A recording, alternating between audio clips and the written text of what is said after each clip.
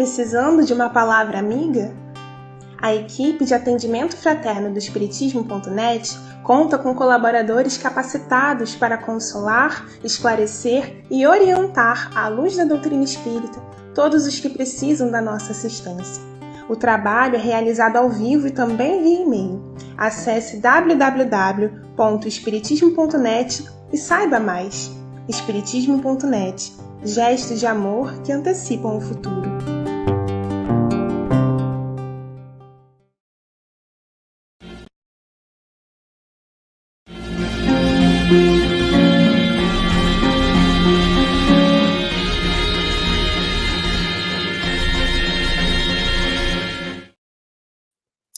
Olá, queridos amigos, aqui estamos nós para darmos continuidade aos nossos estudos das obras da série, né, psicológica de Joana de Ângeles. É o segundo livro que nós estamos estudando, já estamos quase no finalzinho.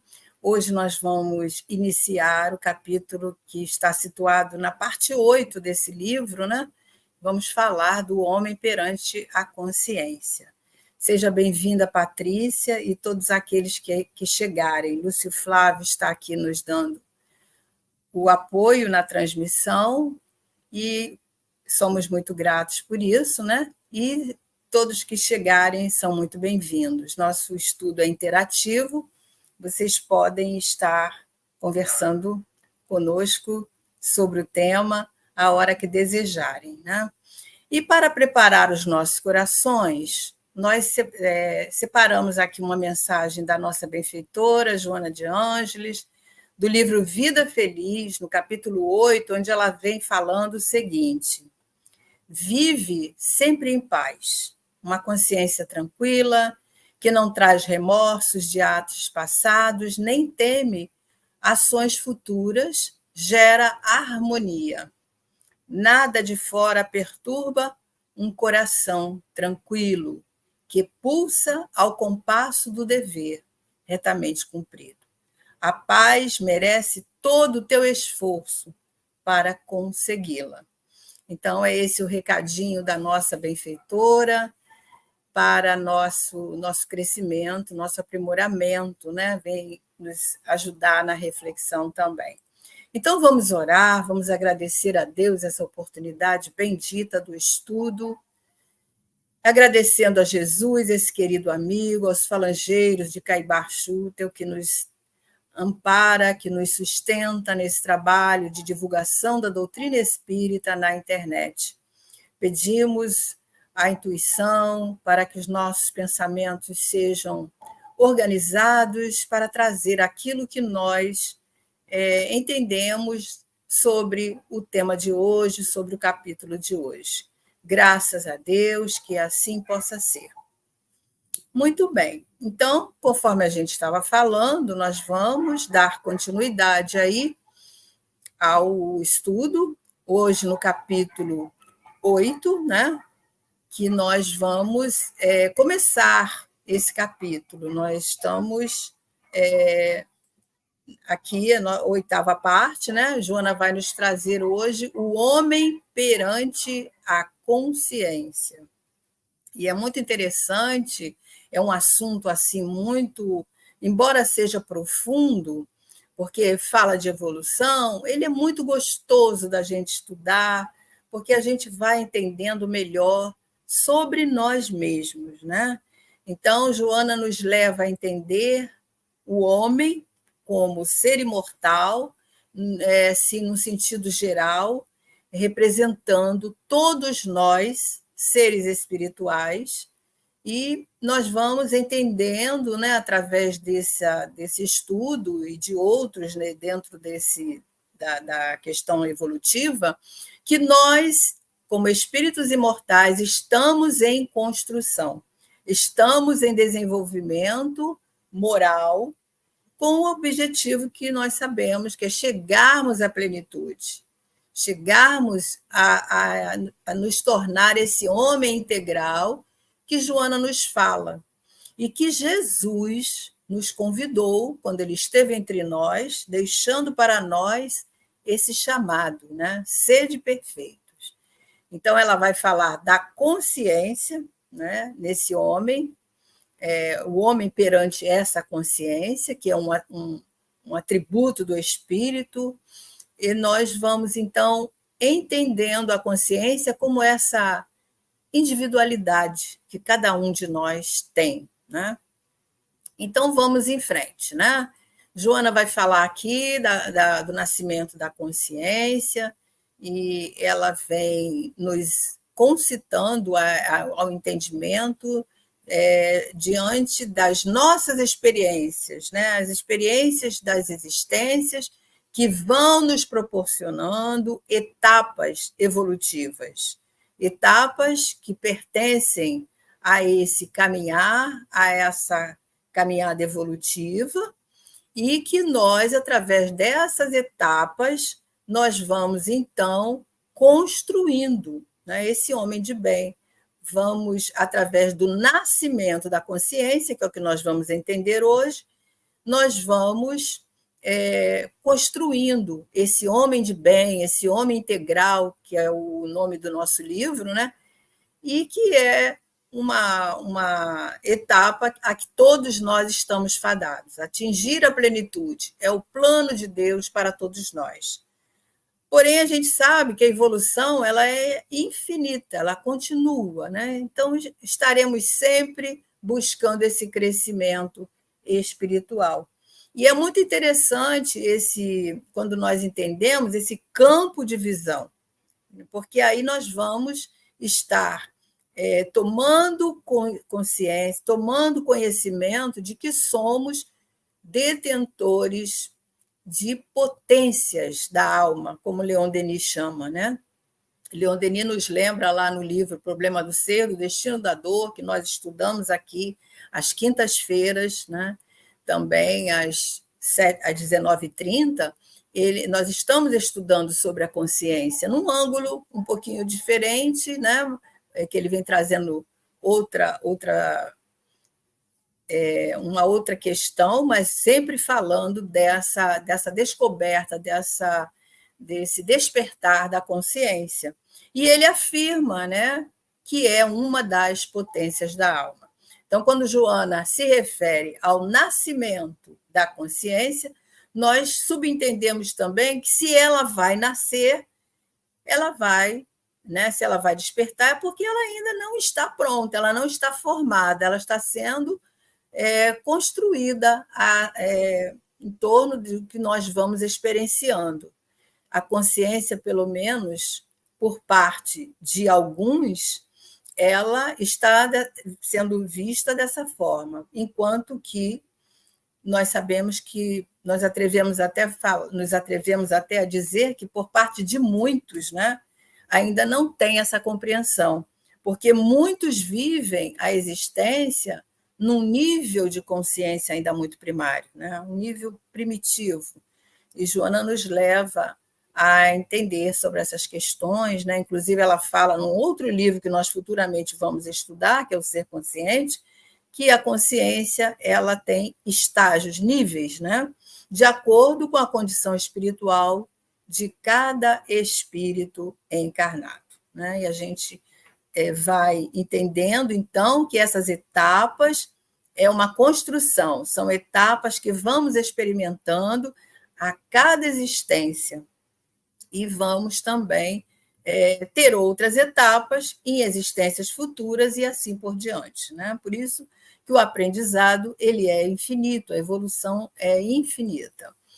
Então, ela começa esse capítulo nos trazendo o seguinte, ela inicia dizendo assim: antropológica e historicamente, a sobrevivência equilibrada do homem e da sociedade tem estado sempre vinculada a ideias de um mito central, no qual se aurem os valores éticos de sustentação das nossas, né, das atividades desse homem, né, do equilíbrio.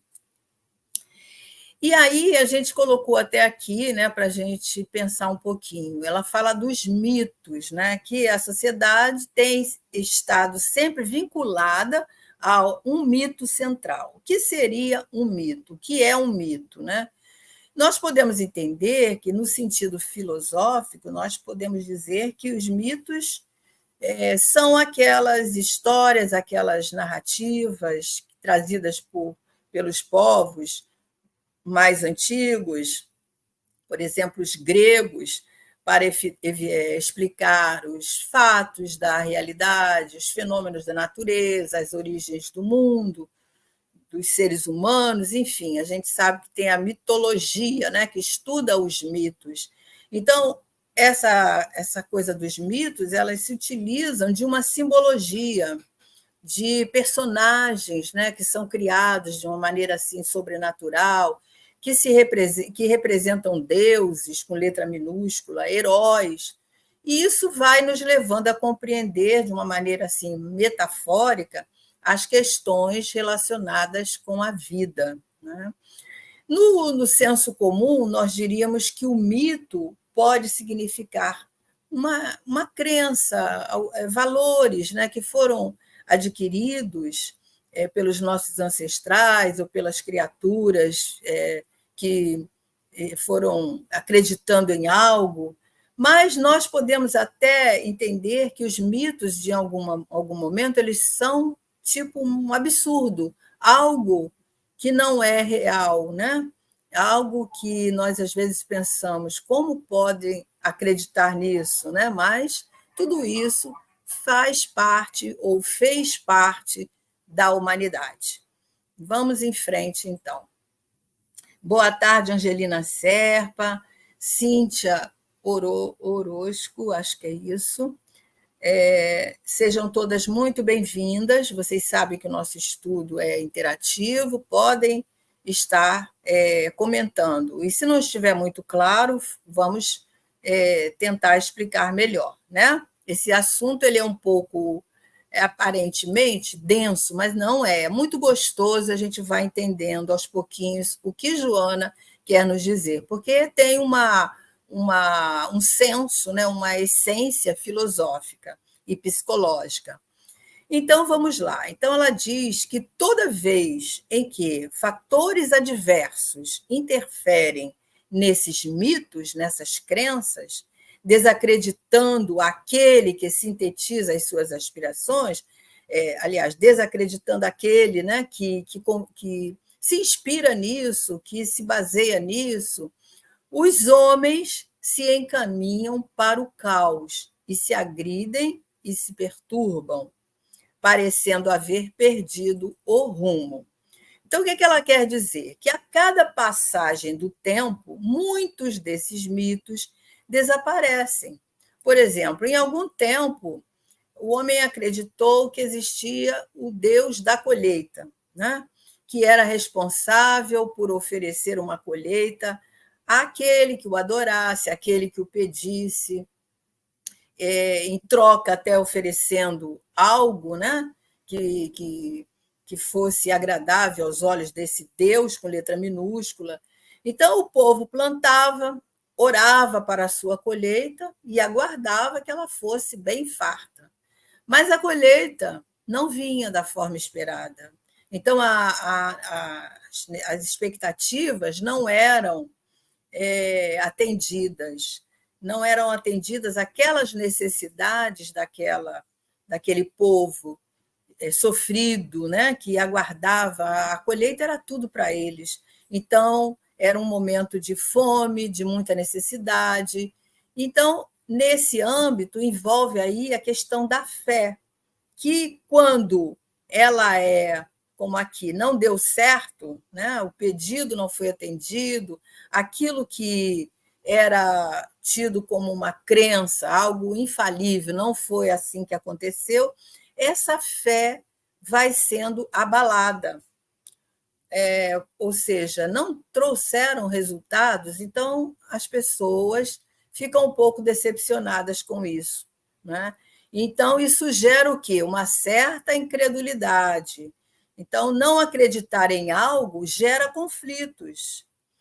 ou acreditar e não receber aquilo que é pedido gera uma descrença, como nesse caso do exemplo que nós estamos dando. Na verdade, esses mitos são, assim, como dizer, muletas, né? Entre aspas, que nós precisamos, em algumas fases da nossa civilização, da história da humanidade, para que possamos nos mover. E fazem parte dessas etapas evolutivas que Joana vem nos dizendo aqui.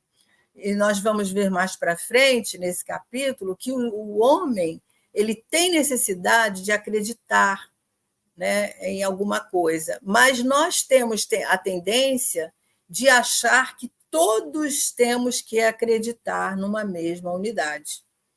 Diante disso, a gente pode citar o exemplo das próprias religiões, que, por nem todos pensarem da mesma forma, porque é impossível isso, vão se ramificando, criando-se, subdividindo, criando outras religiões por divergências de quê? De ideias, de pensamentos. Daí a imensidão de doutrinas que foram criadas, foram ramificações que se desenvolveram, que se dizem cristãs, porém manifestam ideias e pensamentos diferentes, trazem mitos, ideias preconcebidas, né? Tudo isso oriundo das nossas existências passadas, das nossas experiências que vivenciamos. A gente vai falar nisso mais na frente, quando ela se reporta aos atavismos, né? Então, tudo isso faz parte da evolução humana. Alguns mitos hoje que nós tomamos conhecimento dentro da história da civilização, nós chegamos a pensar, né, como é que essas pessoas podiam acreditar nisso? A questão do nível de consciência. Então, por isso, nós dizemos que elas fazem ou fizeram parte dessas etapas evolutivas. E cada um vai deixando de lado essas muletas de acordo com a evolução do espírito, de acordo com o entendimento, de acordo com o crescimento moral. Boa tarde, Francisca. Seja muito bem-vinda. Então, ela vai, continuando aqui, ela vai dizer, né? Passada a tempestade, os seus reminiscentes, não destruídos em totum, ou seja, totalmente, emergem, dando surgimento a uma nova ideação. E um mito criativo aparece, preenchendo aquela lacuna que foi deixada ali pela crença, pelos valores, né, anteriormente acreditados. Então, de acordo com isso que nós falamos no slide anterior, em relação, por exemplo, ao mito do Deus da lavoura, quando se perde aquele mito, aquela crença que não deu certo, o que acontece? A tendência do homem é procurar, se apegar ou criar um novo mito, uma nova crença, que vem suprir a falta daquela, né, que não preencheu as necessidades anteriores. Então, esse novo mito que surge vem preencher essa necessidade que o homem tem de se apoiar em algo, né? Trazendo uma nova ideação, de Joana, uma nova ideia, um sentido. Ou seja, surge um outro mito para preencher aquele vazio, aquela lacuna que foi deixada. É uma carência nossa, carência do homem, uma carência da sociedade. Temos a necessidade de nos apoiar em algo que nos sustente, que nos impulsione, ao mesmo tempo que ofereça uma certa tranquilidade. Ou seja, vamos, então, aí ter que citar uma palavra que ela não fala aqui, que é a questão da fé, né? A fé em algo, a fé em alguma coisa que nos dê suporte. Tudo isso é porque a ideia de Deus está inata em nós, né? Nós vamos ver isso mais na frente. Então, ela continua dizendo: no estado atual da sociedade, a carência de um mito que aglutine todas as mentes, sobre elas derramando as suas benesses e confortando-as, né? Então, no estado atual, é o que nós dissemos, ela tem essa carência desse mito predominante que possa nos atender, que possa nos confortar nas horas mais necessárias, né? Então, isso aí não deixa de ser a busca de Deus em nós, né? Que a gente percebe aí que foram, ao passar dos milênios, foram sendo direcionadas para outras questões mais lógicas, né? Então, ela continua dizendo que a perda do mito expõe os conteúdos psíquicos que alteram os objetivos das suas necessidades, ou seja, das nossas necessidades, das necessidades do homem, fazendo esses espíritos mergulhar no vazio ou no desinteresse, no prazer ou na alucinação do poder. Então, olha que coisa interessante, né? Ela está querendo nos levar a entender que nós precisamos de algo para nos manter fortes, determinados, sustentados. Então, usando a questão da fé, né, conforme nós falamos, quando nós perdemos a nossa fé, independente da crença, viu, amigos? Ou religião, porque a fé ela não está ligada a uma crença, a uma religião, ela está ligada a esse sentimento de religiosidade que nós temos no nosso íntimo. Então, quer dizer, quando nós deixamos de acreditar em algo maior na nossa existência, algo que está acima de nós, nesse comando, né, nós nos sentimos nesse vazio, nos sentimos meio que perdidos. Cria-se um vazio interior na nossa alma. E o que é esse vazio? É quando nós, por exemplo, sentimos tristeza, quando nós perdemos a vontade de fazer coisas que nós gostamos, quando nós queremos ficar no escuro e não sabemos explicar por quê. Hoje, nós chamamos todas essas situações de uma espécie de depressão, ou, na realidade, uma depressão, né, que nos sobrevém sempre que algo nos faz sentir nesse vazio. Então, acabamos entendendo que algo nos falta, mas que, na verdade, nós não sabemos qual é essa falta, o que nos falta para nós não nos sentirmos assim. É um buraco, né? Um vazio mesmo, como se fosse um buraco. É o desenvolvimento desses processos, desses conflitos internos que nós trazemos por falta dessa fé, por falta desse suporte que nós buscamos muitas vezes, mas que não são atendidos e perdemos a nossa fé, perdemos o nosso rumo diante daquilo que nós acreditamos e não deu certo. Está claro para vocês? Está dando para entender o nosso pensamento? Coloquem aí, tá bom? Então, o que acontece? Esses processos vão se desenvolvendo e chega um momento em que nós, o ser espiritual, cansamos de sofrer, cansamos de nos sentir vítimas da própria vida, né?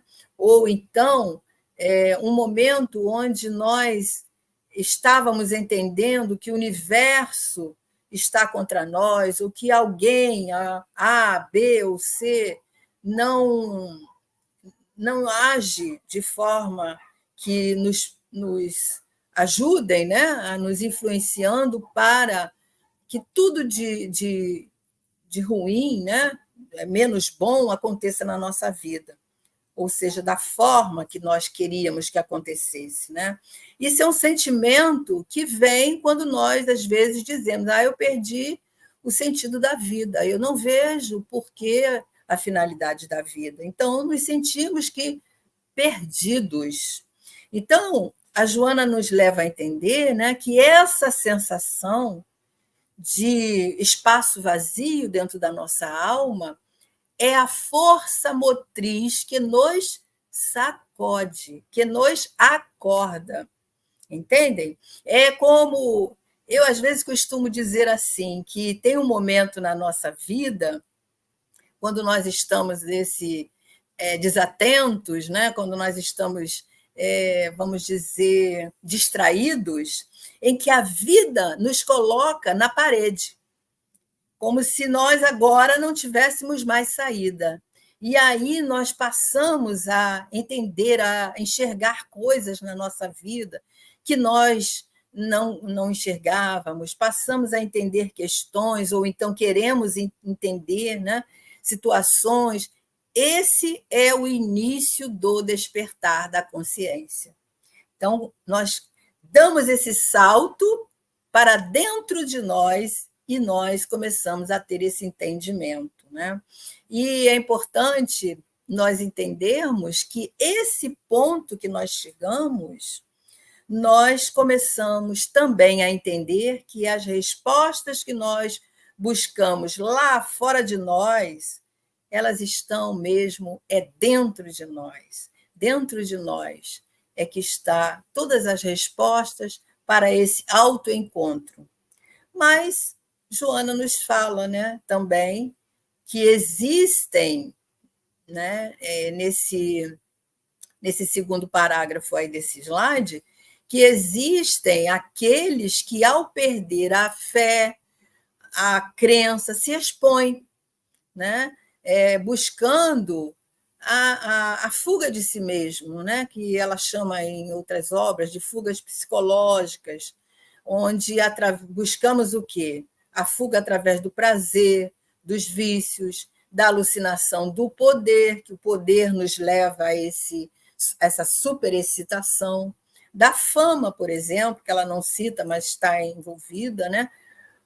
Tudo isso para quê? Para nós nos sentirmos seguros. E esse caminho, que não é de segurança, é um caminho de ilusão, faz com que nós, o espírito imortal, mergulhe ainda mais nesse vazio, que nós queríamos sair, né, há pouco. Então, buscando esses desvios, nós mergulhamos mais ainda, né? Porque a ilusão nos conduz a essa situação onde nós, às vezes, perdemos o entusiasmo pela vida, perdemos o interesse, né? E é como se nós estivéssemos mesmo sem rumo, né? Então, vejam quanta coisa nós podemos aprender em algumas palavras de Joana, né, nesse capítulo. E ela continua dizendo que, em si, considerando que nenhum desses objetivos planifica o indivíduo, não preenche o indivíduo, ele passa a disputar a necessidade abrangente do despertar da consciência, como nós falamos. Chega um momento que a vida nos coloca de frente para nós mesmos, né? Então, diante dessa necessidade abrangente, surge o despertar da consciência, interpretando os mitos menores nele jacentes. Então, isso quer dizer o quê? Nós somos centelhas divinas, viemos de Deus, Deus nos criou, e há internamente dentro de nós uma busca, como dissemos, constante desse Deus interno que todos nós possuímos, né? Dentro de nós estão as sementes divinas que Deus nos dotou no momento que Ele nos criou. Por quê? Porque as suas leis estão na nossa consciência. E, em algum momento, nós vamos chegar ao discernimento do que é certo, do que é errado, do bem, do mal, porque isso implica a compreensão, a aceitação de que somos espíritos imortais e que essas leis estão na nossa consciência. Né? Então, isso está dito lá por Kardec, na questão 621. Então, em algum momento, nós vamos buscar isso. nós vamos descobrir isso. Veja como Deus age, né, misericordiosamente para cada espírito, dentro das suas necessidades, dentro do seu tempo, dentro do seu entendimento. Então, isso é maravilhoso, né? Deixa eu ver aqui o que vocês colocaram. O Francisca está dizendo que está claro, né? Podemos dizer que não vivemos sem fé. Isso mesmo, Francisca. É a fé que nos dá essa condição, né, de confiança. Ela nos revigora, ela nos renova. Nós precisamos de ter essa fé, né? Independente de uma religião determinada. Ela faz parte da nossa natureza espiritual. Não podemos ser como folhas, né? Então, quando o ser descobre isso, né, ele se plenifica, ele sente essa sustentação, né, que vem dessa fé, dessa confiança que é possível nos impulsionar para a frente, para o alto, né? Nos dá essa força. Então, ela vai falar aqui, no próximo, ela vai citar Jung, né? Jung foi um psicanalista muito conhecido, de grande respeito para todos nós. Ele faz, então, uma análise profunda, e ela diz que ele estabelece a existência, ele diz assim, ele estabeleceu que a existência só é real quando é consciente para alguém, afirmando a necessidade que o Criador possui em relação ao homem consciente. Oportunamente, voltou a esclarecer que a tarefa do homem é conscientizar-se dos conteúdos que pressionam para cima, que o pressionam, né, o próprio homem para cima, vindos de onde? Do inconsciente. Então, esse despertar e crescimento da consciência, ainda segundo Jung, termina por afetar também o consciente. Então, vamos entender o que Joana vem nos dizendo aqui, né? Jung nos dá essa ideia de que a tarefa do homem, o ser imortal, é ter consciência daquilo que o impulsiona para cima, para o progresso, para o alto, ou seja, identificar, né, o que pode impulsionar para ele continuar a sua caminhada evolutiva, continuar o progresso. Quando ele tem consciência desse progresso que acontece, né, ele, crendo ou não, esse progresso está acontecendo. Então, essas ideias vêm de onde? Do nosso inconsciente. Vem do nosso passado, da nossa essência espiritual, das experiências que foram vividas e que vão se armazenando na nossa memória perispiritual, né? Nossa memória do espírito.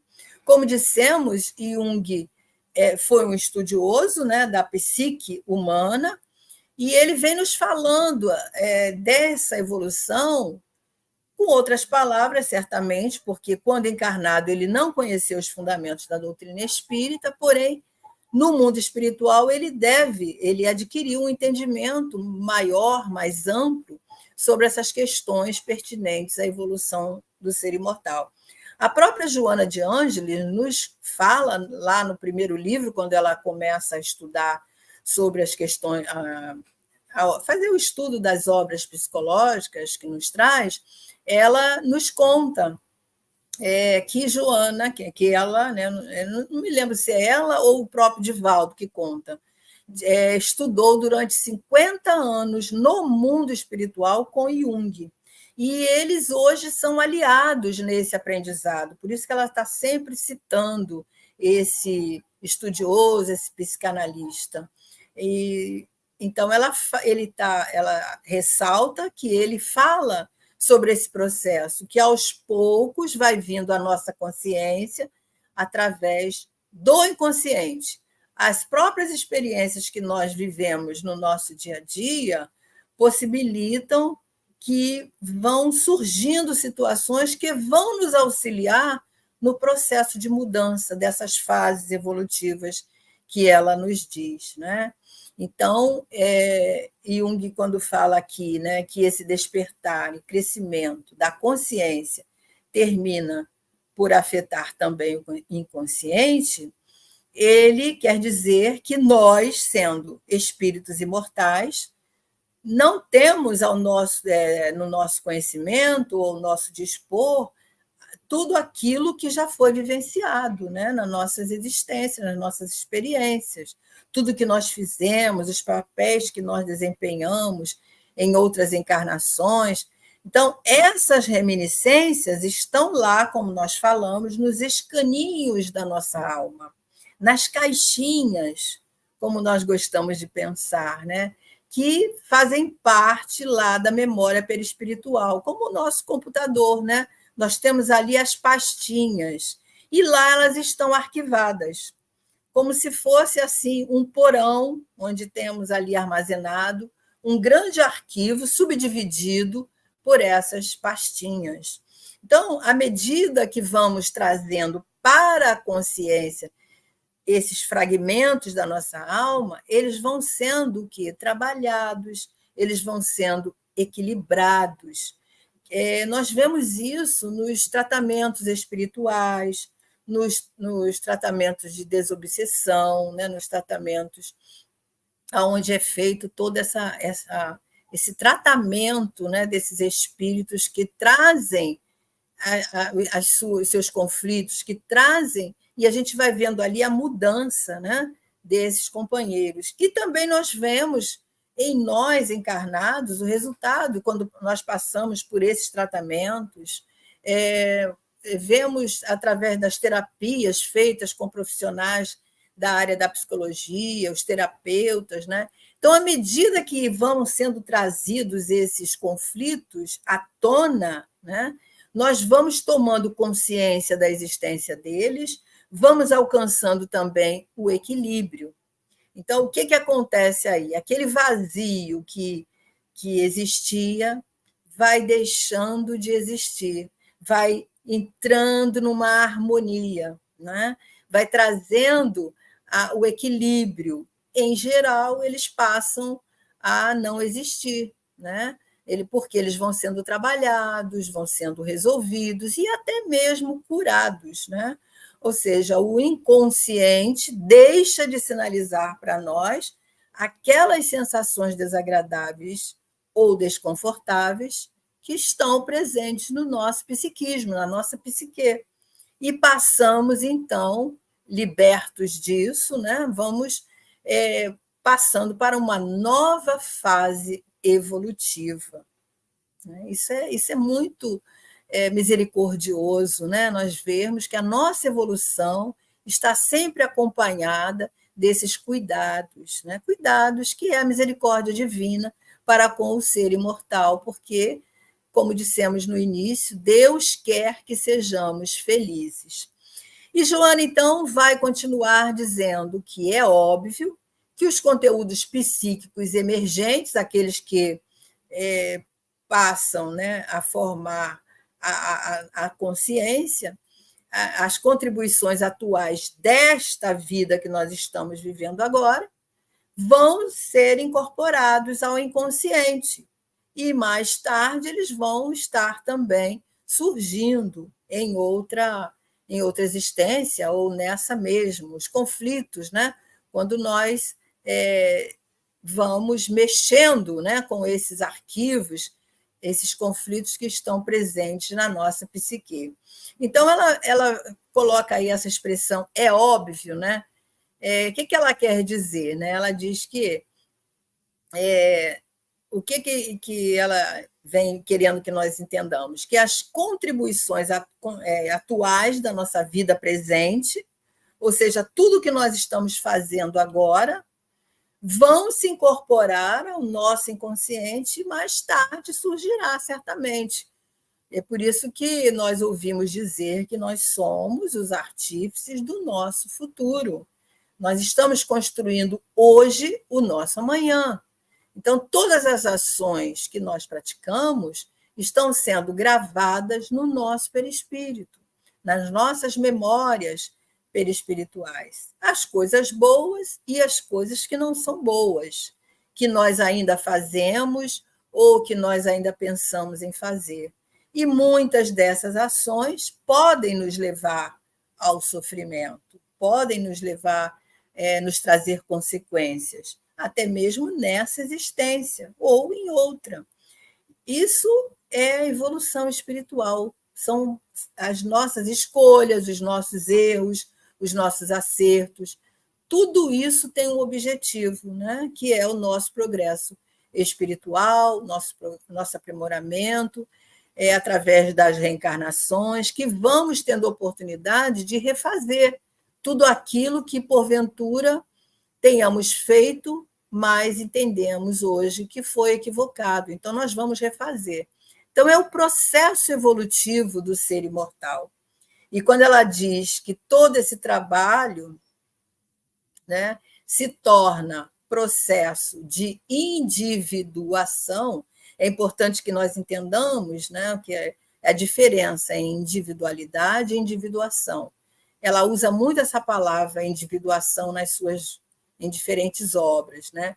E aqui a individuação é quando nós entendemos, passamos a entender que nós precisamos assumir o controle total da nossa vida, né? O controle do ser imortal que nós somos. Então, ela nos leva a compreender que em algum momento da nossa existência nós vamos aprender a viver a solidão, né? Porque a caminhada evolutiva é solitária, né? Essa evolução ninguém pode fazer por nós e nós não caminhamos de braço dado com ninguém, né? A não ser com os nossos amigos espirituais, mas mesmo assim eles nos deixam agir pelos nossos próprios entendimentos, né? Então, isso é muito lindo, porque nós vamos nos assenhorando, né, da nossa responsabilidade perante a vida, nós vamos despertando esse discernimento dentro de nós e vamos caminhando, vamos entendendo melhor a nossa existência, né? Então, é muito lindo, Francisca, realmente vivemos sob a misericórdia divina. É muito lindo esse processo, né? Porque Deus está presente na nossa caminhada sempre através de outras pessoas, através dos amigos espirituais, através das circunstâncias que a gente às vezes não entende, né? Então, ele está presente sempre, nos dando esse revigoramento das nossas forças. E aí ela diz que daí surgem os discernimentos, olha só. Aí vem o entendimento, né? Discernir é entender com profundidade entre as coisas opostas, o eu e o não eu, o que faz parte do meu ego, o que faz parte do inconsciente, o sujeito e o objeto, a própria pessoa e a outra. Então, dando campo aos conflitos, este sentimento que enfrenta e contesta, tornando-se uma forma altamente criativa de luta, cuja vitória proporciona satisfação, ampliação e aprimoramento da vida. É o nosso entendimento perante a vida. Nós vamos passando a entender, nós vamos conseguindo agir com maior responsabilidade, sabendo que nada é castigo, tudo faz parte do aprendizado, porque Deus quer que sejamos felizes. Então, quando nós conseguimos entender esse processo, certamente nós estaremos num momento muito interessante da nossa caminhada evolutiva, né? Porque o entendimento junto da prática, ele vai nos proporcionar a drenagem, digamos assim, dessas mazelas que nós trazemos. Então, nós não vamos nos ver mais como aqueles esquecidos da bondade divina, como aqueles sofredores, como aquelas vítimas. Nós vamos ampliar o nosso olhar. Por isso que lá no Evangelho, segundo o Espiritismo, naquele trecho onde fala do bem sofrer, é sobre isso. Quando nós entendemos os sofrimentos, as doenças, as vicissitudes que nós experimentamos nas nossas existências, nós compreendemos também que sozinhos não conseguiríamos sobrepor, né? Então, nós recebemos ajuda espiritual reforçada. Daí a necessidade da oração, da confiança em Deus, da certeza desses amigos espirituais que, em nome desse Pai misericordioso, nos atende. E isso vai clareando o nosso caminho, nós vamos conseguindo aurir forças para seguir em frente, vamos sentindo coragem para continuar, ao invés de nos entregarmos ao desânimo ou à reclamação, né? Porque, na verdade, nós não somos vítimas, nós estamos todos num processo evolutivo necessário, porque Deus só permite que nós passemos, que nós experienciamos aquilo que nós podemos suportar. E entender isso é discernimento, né? Então, uma emoção, né? Quando nós estudamos esse capítulo que nos traz toda essa reflexão. E prosseguindo, então, ela diz que sem essa dualidade dos opostos, né, sem os erros, sem os acertos, sem o bem, sem o mal, sem esse discernimento para entendermos, que leva à reflexão no processo dessa individuação, ou seja, que nós passamos a entender que a vida é responsabilidade nossa, né? Então, ela diz: não há aumento real da consciência, né? Sem esses processos, sem esse entendimento, não há um despertar da consciência real, que somente se opera quando nós entramos em contato com esses opostos, né?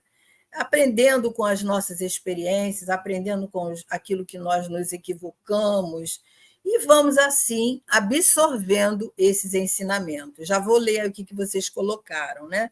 Então, existem experiências, por exemplo, que quando nós não passamos por elas, fica difícil a gente saber como é que elas são, né? Como é as circunstâncias que ela envolve. Por exemplo, a gente, quando queima o dedo no fogão ou no forno, dona de casa sabe disso, né? Sem nós passarmos por essa experiência, nós não sabemos expressar ou entender aquela dor daquela queimadura, que às vezes dura alguns dias quando é mais profunda, né? Entende? Então, a gente precisa de passar pelas experiências para aprender a discernir. Só através das experiências nós podemos aprender, como ela diz aqui, com real consciência, ou seja, absorver o ensinamento que aquela experiência nos trouxe. Vamos, então, ver aqui o que a Francisca nos diz, né? Que ela diz: então, esses acréscimos na consciência nos possibilitam melhor o uso do livre-arbítrio. Sim, com certeza. Quanto mais nós vamos compreendendo essas questões, vamos mergulhando nesse entendimento, vai possibilitando que nós façamos melhores escolhas, certamente, né? E o Lúcio diz: muita gente acha que os conflitos são negativos, né, Lúcio? Mas eles nos auxiliam a crescer, exatamente. É como essa queimadura aí que nós passamos por esse processo, né? Um exemplo pequeno, mas um exemplo simples, mas real, que nós entendemos, puxa vida, como aquilo me ensinou, né? Como aquele momento de dor, de dificuldade, às vezes períodos, anos de dificuldade em determinada fase da nossa vida, e que nos trouxe crescimento, nos trouxe entendimento, né? Então, isso é muito bom, né? E nos ajuda muito quando nós entendemos com esse olhar. Então, ela continua dizendo que a consciência, no ponto de vista filosófico, ela ainda está comentando sobre Jung, né? É um atributo altamente desenvolvido na espécie humana e que se caracteriza por uma oposição básica, essencial. E o atributo pelo qual o homem toma em relação ao mundo, bem como aos denominados estados interiores e subjetivos, a distância em que se cria a impossibilidade de níveis mais altos de integração. Né? Vamos ler o próximo que a gente comenta junto. Por sua vez, declara ainda Jung, a consciência é a relação dos conteúdos psíquicos com o ego, na medida em que a relação é percebida como tal pelo ego. E conclui que as relações com o ego que não são percebidas como tal são inconscientes, estabelece, ademais, a diferença entre a consciência e a psique, que esta última representa a totalidade dos conteúdos psíquicos. E como esses conteúdos, na sua totalidade, não estão vinculados no ego, tais não são consciência ou conscientes, como ele diz aqui, né? O que ela nos leva a entender é que o ego ele é um mediador, né? Então ele age de acordo com aquilo que eu penso, naquilo que eu quero mostrar como é que eu sou. E são as sombras, né, que nós trazemos.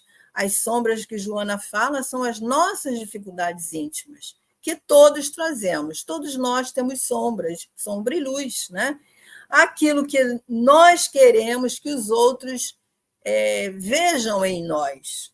Então, o ego, como mediador, ele vai interpretando, ele vai interferindo de acordo com as informações que vêm de fora na vida real, que exige essa máscara, né? E de acordo com aquelas impressões que estão armazenadas nas nossas caixinhas, que são as sombras que nós trazemos. Então, essa interação nem sempre mostra o melhor, né? Às vezes ela mostra também o lado ruim. Então, Jung conclui que as relações com o ego, que não são percebidas, porque elas estão no nosso inconsciente. Então, ele estabelece que a diferença entre as duas, né, representando a totalidade dos conteúdos psíquicos, e se esses conteúdos nós tivéssemos acesso, nós nós sucumbiríamos, nós não iríamos suportar, porque são muitas informações que estão, imagina, informações de toda a nossa vida imortal, porque existem várias existências, em cada existência nós somamos as informações que nós adquirimos, os conhecimentos. Então, por isso que a evolução é lenta, e de acordo com ela se mostra de acordo com as nossas necessidades, vai respeitando aí os estágios evolutivos de cada um. Então, aos poucos, nós vamos nos assenhorando, como diz Emmanuel, Emmanuel que usa essa expressão, né? Mas isso é um processo para muitas encarnações, né?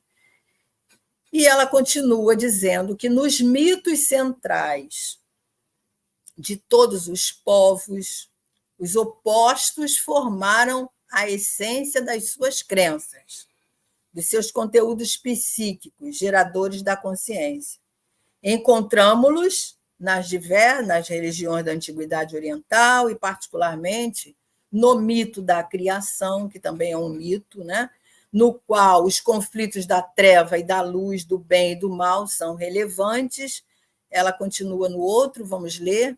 Então, ela diz que o zoroatrismo também o ressuscitou esse mito da criação. E, mais tarde, a alquimia facultou o surgimento da pedra filosofal como mediadora dos opostos, do santo grau, como depósito que compõe as bases da consciência humana. Tudo isso foram mitos criados de pensamentos, de conquistas e valores trazidos do inconsciente do homem, né? Como depósito que compõe as bases da consciência humana e a se avolumar através dos tempos, dando, desde o início, a ideia das suas várias expressões, tais a consciência moral, a consciência de fé, a consciência do dever, de justiça, de paz e de amor. Então, Zoroastro, né, ele foi uma religião, zoroatrismo, né, uma religião criada por Zoroastro. E era uma religião, isso da antiguidade, era uma religião dualista, ou seja, defendia a ideia de que havia duas forças, né, que eram espécies de divindade, a força do bem e a força do mal, regendo o mundo e num conflito constante, né? Essas duas forças aí antagônicas num conflito constante. E uma força que representa o bem, outra força que representa a luz, né? Que no caso aí é uma outra que representa o mal e as trevas. Então são forças antagônicas, né?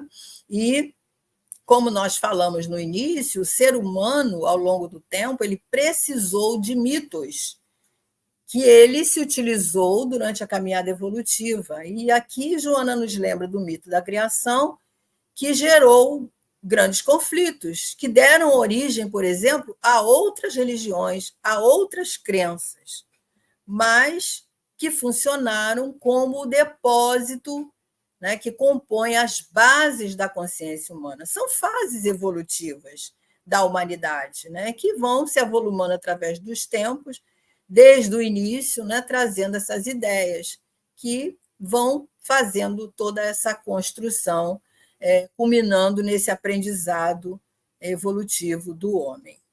Seguindo em frente, nós ainda temos um tempinho, uns minutinhos, né? Ela diz que os equipamentos constitutivos da consciência sutilizam-se, se tornam mais sutis e adquirem mais amplas percepções que facultam o desenvolvimento emocional, o desenvolvimento ético do homem, auxiliando o próprio homem na liberação dos conflitos. Então, à medida que o ser vai compreendendo, vai se ajustando a esses processos, vai também adquirindo o desenvolvimento das suas emoções, dos seus sentimentos, adquirindo o que diz Kardec lá no capítulo 17, se não me engano, que ele chama de senso moral, né? E certamente, à medida que esses conflitos vão emergindo, como ela já disse, do inconsciente, eles vão sendo equilibrados, né? Prosseguindo aqui, vamos ver se a gente termina.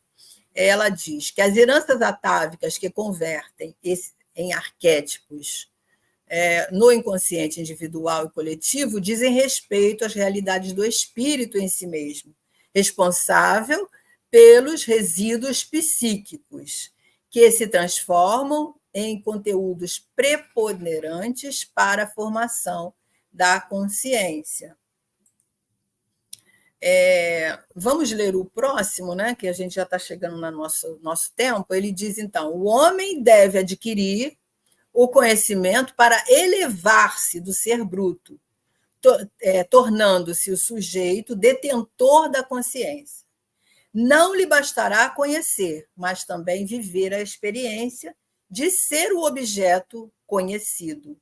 Não somente conhecer de fora para dentro, porém vivenciar o que é conhecido, o que está dentro de nós, incorporando esse conhecimento íntimo, né, ao conhecimento exterior e à nossa realidade.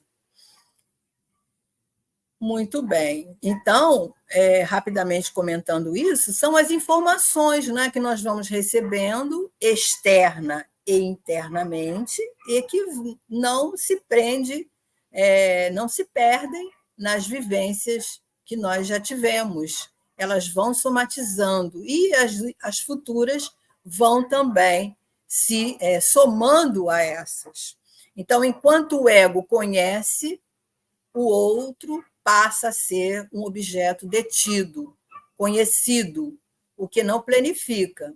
Esta satisfação advém quando o ego, passando pela vivência do que conhece, torna-se, por sua vez, conhecido do outro, que também tem a função de sujeito conhecedor.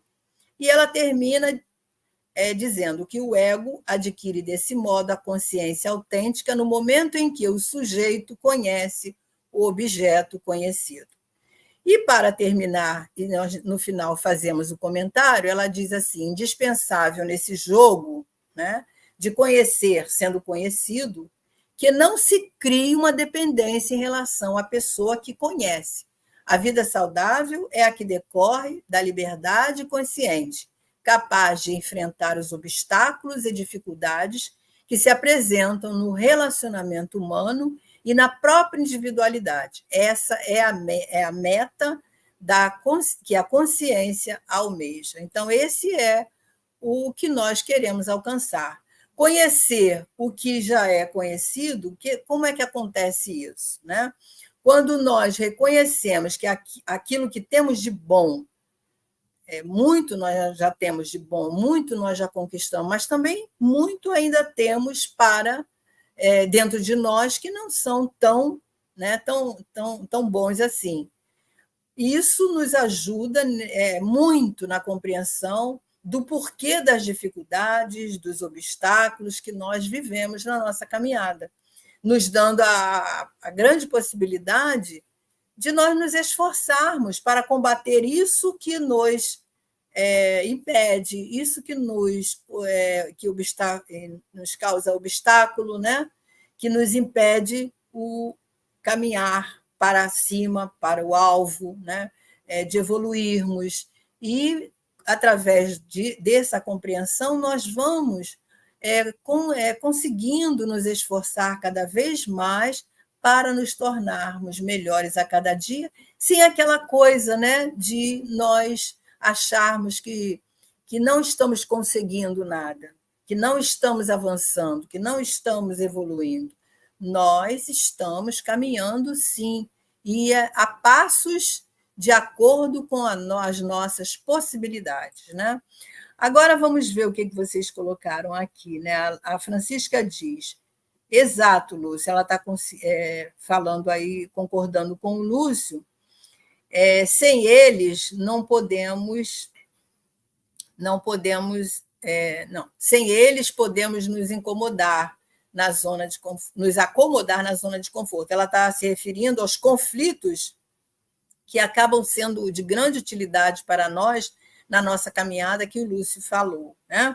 Então, ela ainda diz: andei ausente. Bom, aqui ela está justificando as faltas. E, no final, o Lúcio coloca: o zoroatrismo é uma religião de caráter dualista, né, que surgiu nos séculos 629 a 551 antes de Jesus, antes de Cristo.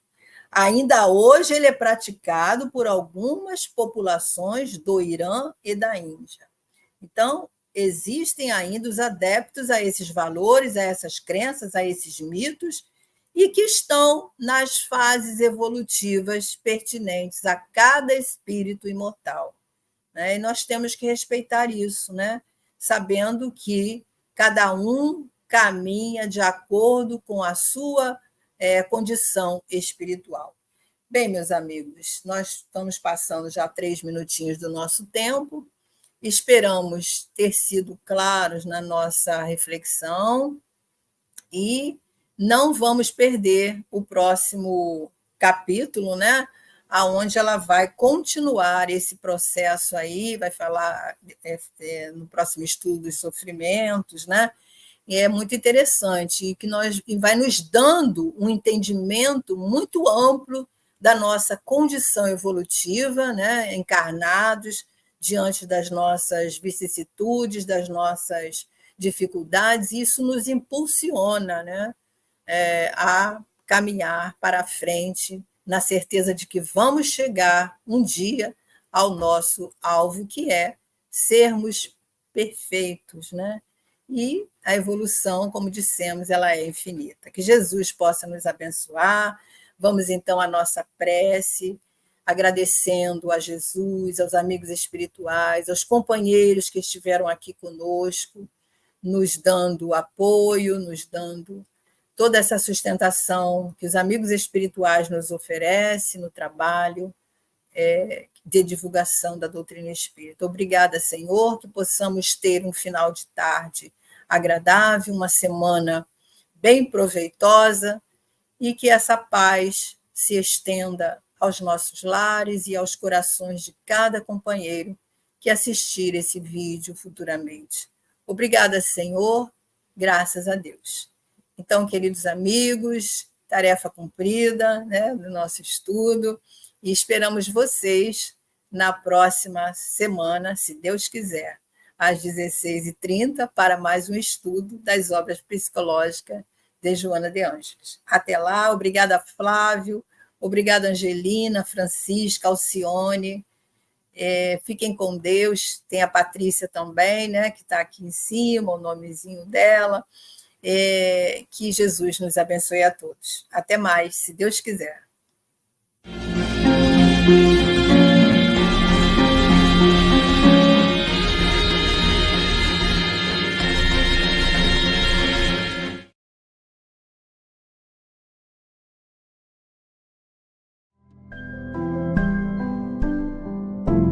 Desde os primeiros tempos, o homem percebeu que havia algo de divino e superior, algo que transcendia sua compreensão. Observando os fenômenos da natureza, o trovão e a tempestade, a luz e as trevas, com um sentimento de perplexidade e reverência, nasce o culto às forças da natureza e, mais adiante, as primeiras religiões politeístas. Abraão, saindo de Ur, na Caldeia, vai para a terra de Canaã e lança as bases do monoteísmo. Moisés apresenta-nos os primeiros rudimentos da lei divina. Jesus, o enviado celeste, canta-nos o paizinho de amor e misericórdia. Passados 2 milênios, a humanidade encontra na razão uma conquista e um instrumento de evolução. Mas o homem ainda se faz perplexo frente às estrelas, e nos momentos de dor e luto, ou na alegria do nascimento do rebento frágil e pequeno em seus braços, deixa seu pensamento se embriagar até a inteligência suprema, a causa das causas. Há como aliar razão e fé para entender e reverenciar Deus? E o Espiritismo, o que tem a dizer? É pensando nisso que o Espiritismo.net convida você e toda a comunidade espírita a se debruçar sobre o tema religião, fé e razão diante da imortalidade, no 5º Congresso do Espiritismo.net, nos dias 28 e 29 de setembro de 2024, no Rio de Janeiro. Informações e inscrições no site www.espiritismo.net/congresso.